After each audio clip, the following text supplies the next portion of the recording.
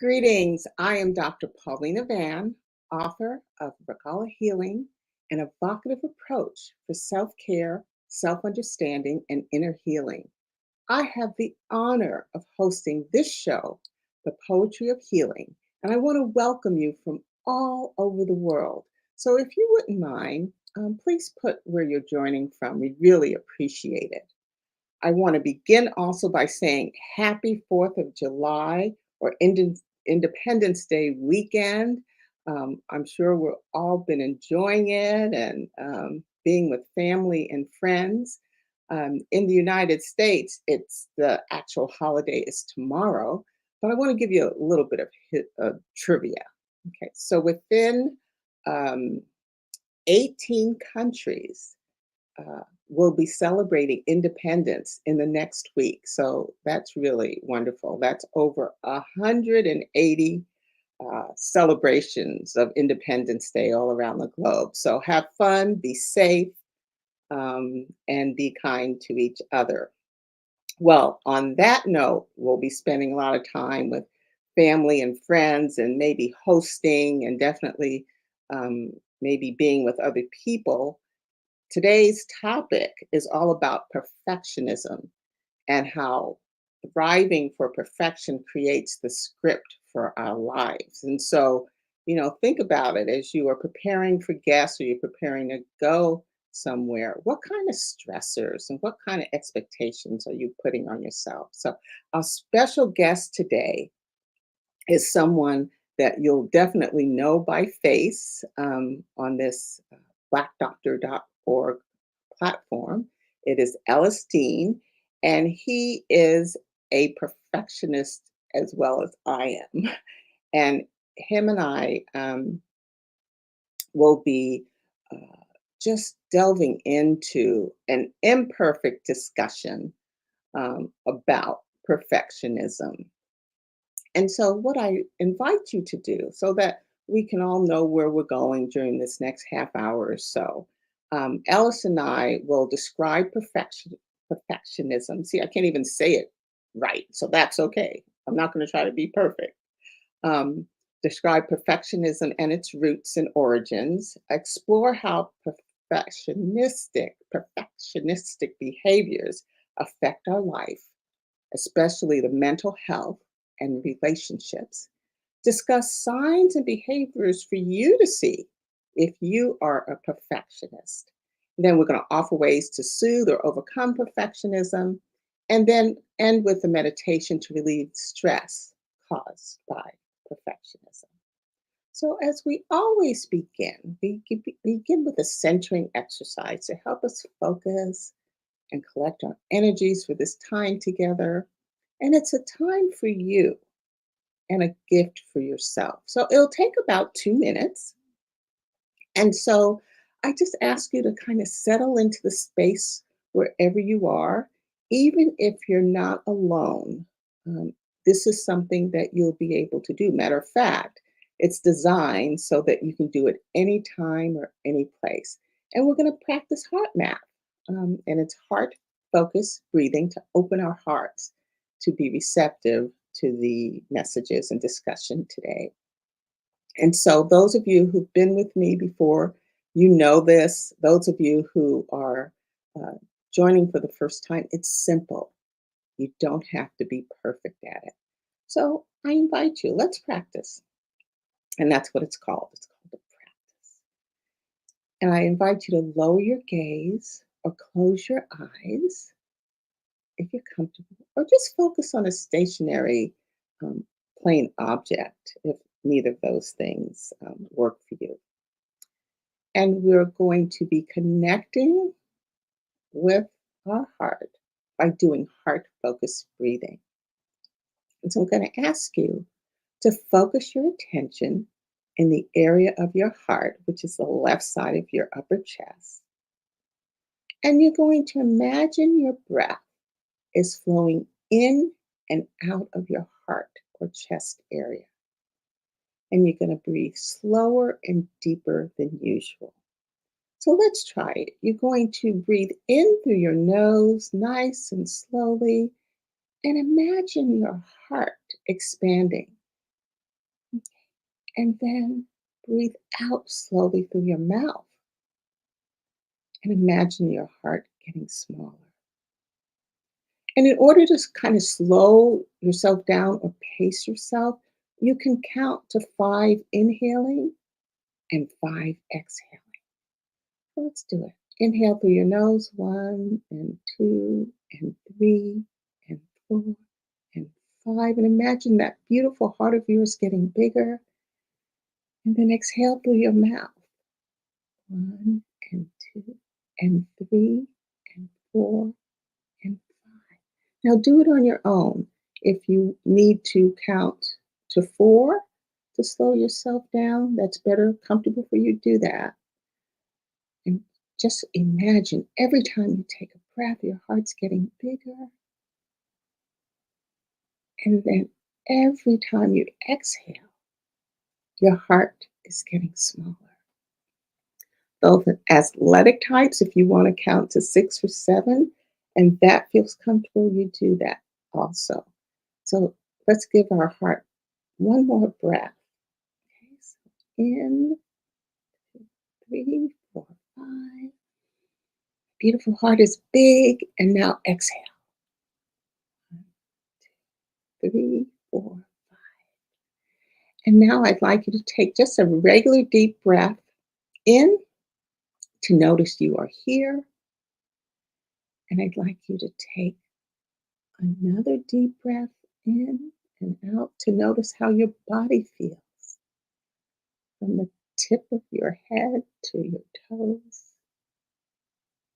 And then take this last deep breath to enter this session.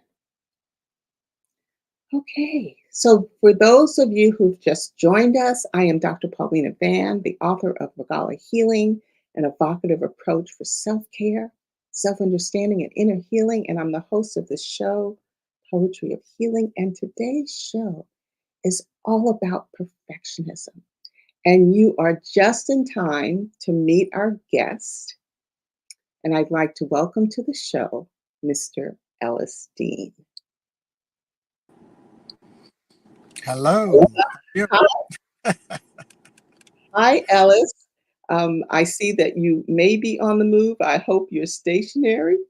I am stationary somewhat. I am being a dad, and my Mhm, son he plays baseball, and mhm. so it is. They don't care about what day or what time it what time of day. I am being a dad, but I felt this topic and this conversation it was very important, and so I'm here with you all and our viewers right now, and I'm really excited to have this discussion with you. Well, we've been kind of dibbling and dabbling in this discussion for the last 6, 7 months. And so I am just so grateful for you to stop and be able for us to kind of dig in and just talk about it. So viewers, if you see him and I getting excited, it's not that we don't know you're there, but we have been waiting to have this discussion and we wanted to have it. So Ellis, please, your face is known on blackdoctor.org, but if you can just share with the audience what you like that about yourself, so they'll connect with you. Well, yeah, a lot of people probably do know me here on Black Doctor because I host a lot of our, a number of our programs. And if I'm not hosting, I'm behind the scenes on our Facebook Live programs because I oversee most, if not all, of our Facebook Live programming. But about me is I was a business major initially in college, and then I decided I wanted to help people. So I went and got a second bachelor's in psychology, and then went on and got a master's in professional counseling and worked in public hospitals, mental health facilities for a number of years, and then started working my way back into business. And so I've kind of did that vacillation back and forth between business, healthcare, mental health, and so that's really what prepared me. I've worked with in my business realm. I worked with a number of television and film studios, from Universal Searchlight to Will Packer Productions to Fox Searchlight, to like all everything in between. I've worked on some movies you may have heard of back in the day, and television shows. I've been on television shows like Meet the Browns and House of Pain, on that side. And then on the mental health side, I've worked in children's hospitals. I've done individual counseling, I've done couples counseling, and I've done group counseling as well. So I've run the gamut, and that kind of depth and breadth of experience makes me feel sometimes I am overly qualified to have these type of discussions. Well, you know what? Now it explains, and I want to tell the viewers, any topic I bring up with Ellis, he can take it and run with it. And so I just, I didn't have the sense of all of those layers of your experience, and now it explains it. And so we are prepared, okay, to get into this. So without further ado or delay or being perfect, like you and I are acclaimed perfectionists in Yeah. recovery, let's start with so the audience can understand what we're talking about. So what is your description, personally or professionally or both, of perfectionism? I think it's those people, the for me as a perfectionist, and that people that are perfectionists, there is an inner voice that says, I'm not good enough, right? And so we're always trying to silence that voice, whether it is what we do in our work, whether we do in our life, however we're doing, whatever we're doing, we're really working to silence that voice that says, I'm not good enough. Now, we got that message, and we could talk about that later on in this conversation. We Mhm. got that message, and that message may have been incorrect, erroneous, or whatever. It does, that part of it is a different part of this discussion, but we got the message, and we internalize that message, and that message says, I'm not good enough. And so whatever we do, whatever we endeavor in, whether it's athletically, when I was playing sports, I wanted to be the best on the field. I had to be the best on the field. Whether it was academically, I had to be the best in the classroom, and it always had to be something that was a challenge. But I vacillated between striving to be the best and perfect, and then or giving up altogether. And so there's that challenge, right? There's that push pull that happens with perfectionism, because you say, if I can't be the best, then I might not engage at all. And so therein lies the challenge of perfectionism, because when you don't think you're good enough, you say, I'm either going to be the best or I'm not going to engage. And there's no room for space in between those two opposing opposites. And that's the challenge. Mhm. So you're talking about um, highly personal standards that are most likely, most of the times, unrealistic, and then being highly critical of yourself. You Yes. talk about that inner voice, and so we can be perfectionistic against ourselves. We can be perfectionistic against others, and Yeah. also um, we can have in our minds this. I call it, it's not scientific, but I call it this pseudo perfectionism or created, that we think that other people want us to be at a certain level. So you began to talk about it. So let's talk about what are the roots of perfectionism for you? And then how has it shown up in your life? And then I'll share a little bit as well. You know, and it's funny, when I was helping, when we were talking about this show, I was like, yeah, it's hard to be on this side as Uh-huh. the guest. But I will say, for me, it's rooted in trauma, and that's the sad thing. It is rooted in childhood trauma.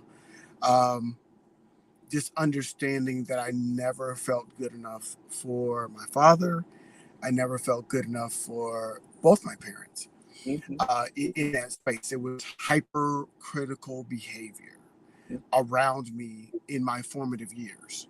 And so it was, yeah, you did that, but you could have done this. Yes, you did that, but you could have done this. And so that that messaging that I was talking about earlier in terms of not being good enough, it was, yeah, that was good, but it could have been better. And so when you internalize that, right, and that becomes part of your self esteem, it is the only time I found happiness was when I was perfect, right? mhm, And even then, that happiness was fleeting, right? Because there was another space where I could be good. There was another space where I could be better, because that was the messaging. So it didn't matter what the outcome was. mhm, It wasn't about the outcome. It was about me trying to silence that internal voice that I picked up. And that understanding later on in life, and that's what prompted me in my career, right? In terms of when I was a counselor, I thought I wasn't good enough as a counselor. When I was working in marketing, I thought I wasn't good enough in marketing. It turned out I was good at both, right? And so, but understanding that that voice was, you're not good enough. And so when I would search a new challenge, I would search a new horizon to prove how good I was, right? And so I found myself taking on other endeavors, taking on many different challenges, whether it was, oh, I'm going to go get another degree. Oh, mhm, I'm going to go take on a job that I didn't have any experience in, but I'm going to get experience in this job because I know internally, like something inside me said, I am good enough, but also something was saying I wasn't. And so I kept fighting that fight. And so it wasn't until you're satisfied with who you are today that I started seeing real sustainable success. And so I think what I want people to really take away from this show is understanding is, if you're a perfectionist, sustainable success doesn't happen until you silence that voice and really lean in. Because ultimately, what I want every perfectionist to hear is, you are good enough. You are more than good enough to do what you are doing and to take on whatever you have challenged, you have decided to take on. You have to believe it. And when you believe that, that's when the sustainable success will happen mhm. in your life. Oh, powerful, powerful, powerful. So you talked about what you did in your educational journey as a Mhm. perfectionist and your professional. Is there anything in the personal aspect of your life that you would feel comfortable sharing that would manifest that perfectionism? Yeah, it's kind of funny. I was writing. I used to write a blog, and I still try to write it every once in a while. And my one of my most recent blogs, I talked about an experience I had with my children, right? Because even though black don't crack, that I do have children that are older, in their teens, and my daughter's is 20. Um, and I found that my perfectionism was having an impact on their development, and I didn't think that it would, because I was like, hey, I'm a great parent. I show up. As you can see, I'm in my car at Mhm, my son's baseball game on a holiday weekend. I'm like, hey, we're gonna do this. But the challenge is this: is that what I expected from myself of not being good enough, I was sending that same message to my children, in that, oh, you got to be, why didn't you get an A? Oh, mhm, you scored two touchdowns, why didn't you score three? Right? And so it was that same narrative that I was hearing from my parents, I was giving to them, and it was causing anxiety in them. It was impacting my relationship with them. And I had this kind of aha moment when I was writing a blog, and just, my daughter, unbeknownst to her, and she read the blog, so she now knows how the impact that she had on me was, she finally pushed back, right? mhm, After she went up to college, and and gone to counseling herself, and she pushed back on me and was like, I'm tired, you know, of the constant, you know, checking of you're hearing that message, and basically you're not good enough, right? You can be better. What's wrong with you? And thankfully, God led me to hear that message, right? Because I don't think, a lot of times we get those messaging, we get pushback in our life and we don't hear it. But thankfully, I was aware enough to hear it and realize the damage I was doing to both of them and creating perfectionism in both my children. And it wasn't, and when I got that message, I started behaving differently with them, started interacting differently with them, and my relationship with both of them improved significantly, which I thought I had a great relationship, Mhm. but it wasn't until I realized that I was pushing them too hard, and not just recognizing how really great they were without me pushing them, and that they could be better, and I didn't need to push them to be the people that I wanted them to be. That was a kind of a watershed moment for me, and for both of them, and it really has just kind of been an explosion in terms of just how I see the world and how I see things. Mm. Oh, wow. Thank you so much for sharing that. And I just want to, if you're just joining us, we are talking about perfectionism. This is the master full Ellis Dean.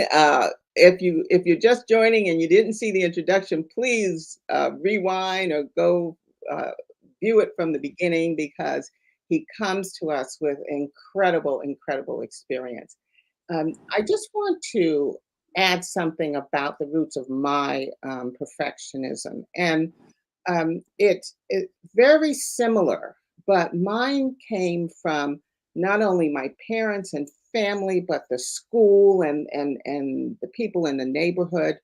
I have an older sister, and I was always compared with her. So when I was going through school, I followed her, and had her teachers. They want to know why I wasn't as smart as her, because my sister is brilliant. And I had to work very hard to get my grades. And the other is, and this is what I really absorbed. I've let it go, but being told that because of my skin color and my hair texture, I wasn't pretty, and I definitely wasn't as pretty as my sister. And so these things just really uh, had me at a place where not only was I working 2,000% at my academics, but at work. And then when it came to my personal appearance, I never felt comfortable. And I changed my outfit several times before going to church. And is there too much cleavage, or are my knees showing? It just became so obsessive and absolutely stressful. And same with you. I didn't feel that I was worthy of love, so I looked for love in places that were not good, and allowed people in my life that weren't good. So this perfectionism and this inner voice just affects all aspects of our lives. And so, we don't have time to go into every aspect, Right. but what would you say? What would you want to share with our viewers about the impact of perfectionism on our mental health and our relationships? Well, we touch on that a bit, but anything you want to share would be helpful. Well, I think ultimately, I think perfectionism can lead to some sort of working or walking depression, right? Because what you don't feel is that full acceptance, right? And so it impacts our ability to connect completely with others, because when you have relationships, you have friendships, whether it's just same sex, or friendships, or whether it's a romantic relationship, you don't feel like your partner is fully engaged with you, right? And so you might self-sabotage, right? You might do some things that are really detrimental to the relationship, because you don't trust that they are there for you because you don't feel like you're good enough or worthy of their friendship, affection, love, whatever it takes. And so your relationships tend to be superficial. With regards to our work relationships, it tends to be we tend to hop, right? We tend to have a wandering eye when it comes to our work relationships because you go, well, I like this job, but how long is this going to be good? How long is this going to last? How long am I going to be? And so when you have that inner voice, what can happen is you can start again to self-sabotage, and then you want to create a self-fulfilling prophecy. And so um, we create our own problems because you want to have a problem so you can say, see, I was right. Right. Mhm. And so if you don't recognize that in your own behaviors, it can play out in many, many different ways. And like I said, you can have this kind of walking depression and this kind of verge of anxiety where you're just like Okay. to crap Okay. So, gauge Ellis, 100%. you're dropping off. The screen is freezing. Okay, you're Oh, back. okay. Yeah. So you don't really fully engage. And that's not good because engagement is where you have the richness and depth of relationships. Engagement is where you go to that next level, whether it's in a relationship or whether where you have interdependence. When we're talking about a relationship, that's what you really want. You want that interdependence. You want to in your work relationships, you want to be able to even if you make a mistake, you don't want to feel like it's catastrophic.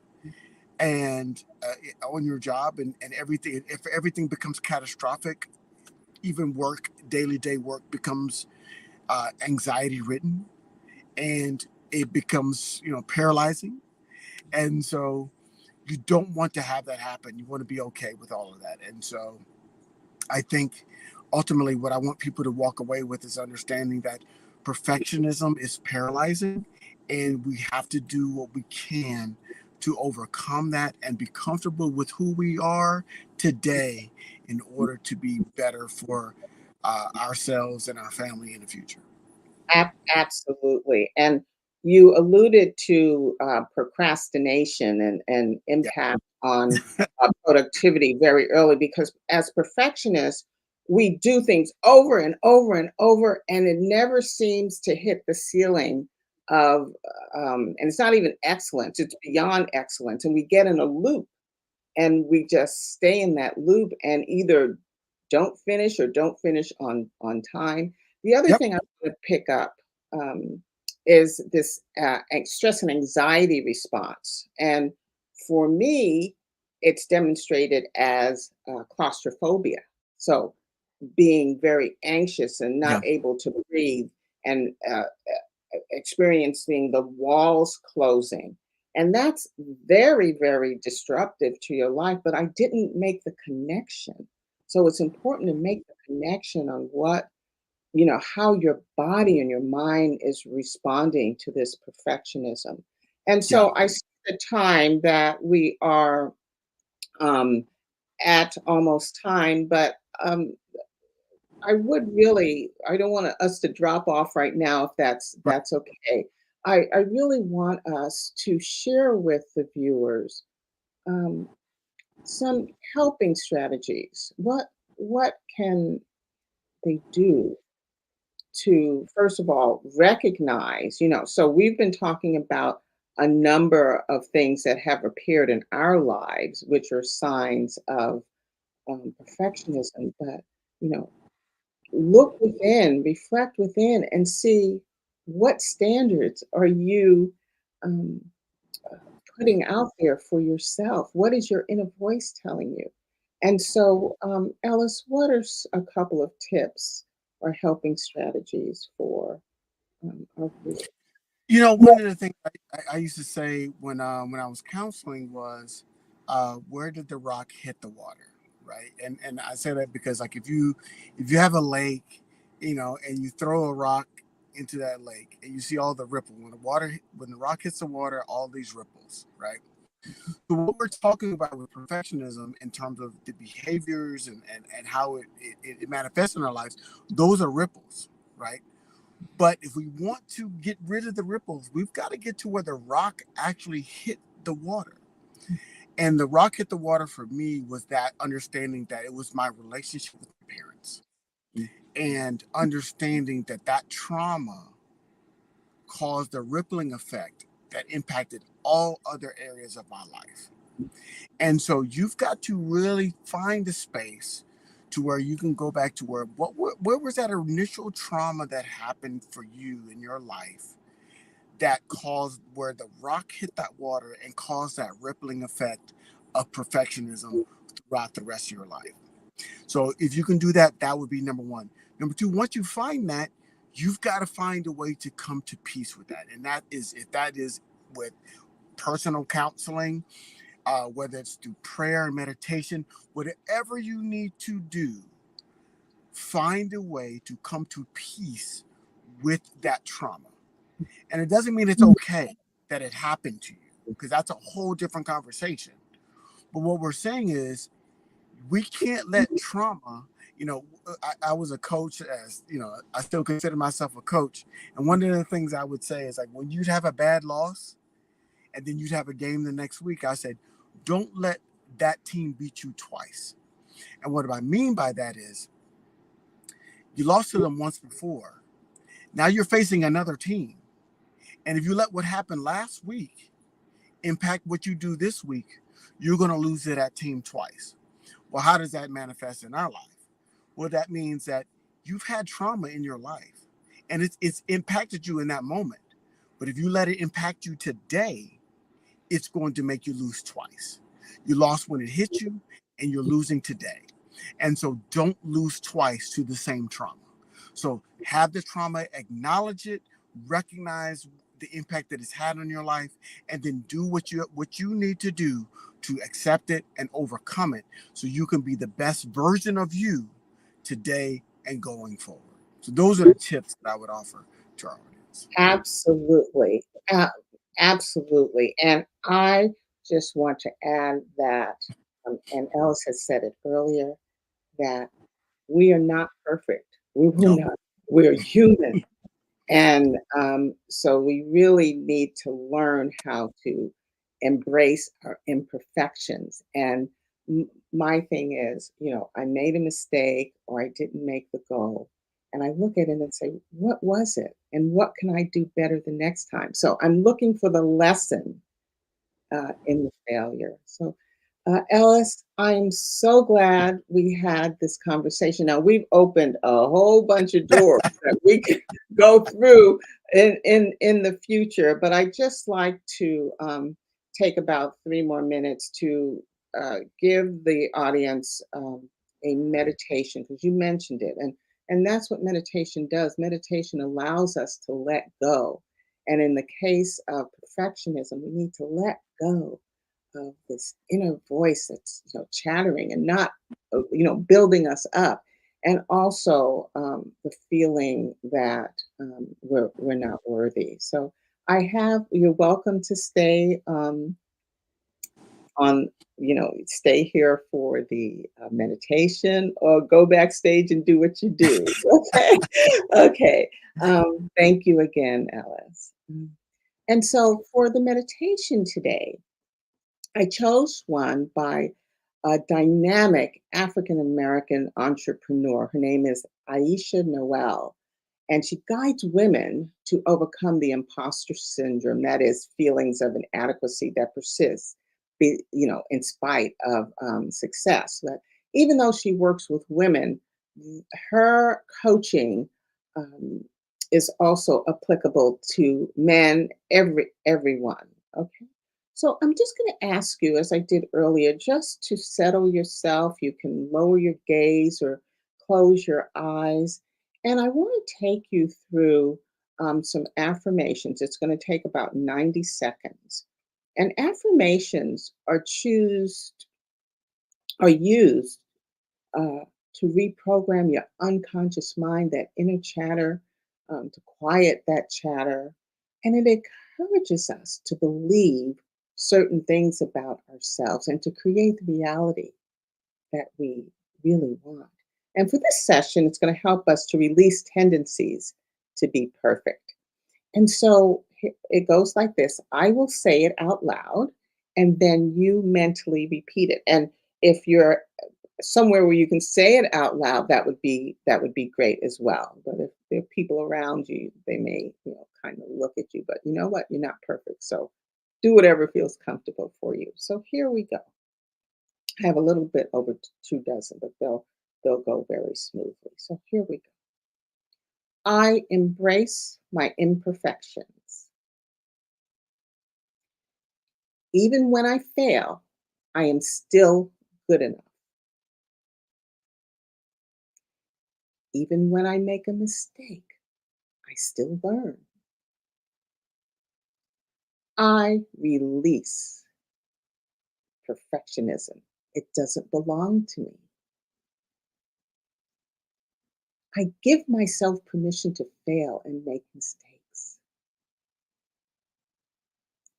I give myself permission to be kind and passionate and compassionate with myself. I can be a high achiever and still fail. I can be successful and still make mistakes. The beauty in life lies in imperfection. I allow myself to learn and grow. I can make a mistake and still be valuable. I can make a mistake and still move forward. I don't need to be perfect. I need to be me. And in before I close, I want to read you a brief poem from my book, Regala Healing. And if you have the book with you, it's on page 57. If you have the ebook, it's on page 42. And I wrote this back in 2020. Perfection was my aim. Perfection was just a game. Perfection had its place. Perfection delayed my pace. Perfection was a deception. Perfection created a false perception. Perfection is no longer my claim. Loving myself with fervor will take me further. And so that's my message for you today. If you're a perfectionist, begin loving yourself and treating yourself with kindness. I want to thank you for joining me today. There are 2 shows that I've done that will help you um, with managing this perfectionism. There's one on self compassion that uh, we did on December the 5th, 2021. It's called Self Compassion. And then one on inner voice that we did earlier this year, March the 6th, 2022. So I ask you to please join me every first and third Sunday at 9 a.m. Pacific time right here on blackdoctor.org. Like and share this program. Please leave comments. I do read and will respond to your comments and questions. Subscribe so that you'll know when new programming is available. And you can visit my site at regalahealing.com to learn more about my healing and self-care work and to purchase my book. The ebook is on Amazon. And I want to thank you. Oops, my voice. Want to thank you for joining me today. And as always, I wish you love and light, and I'll see you the next time.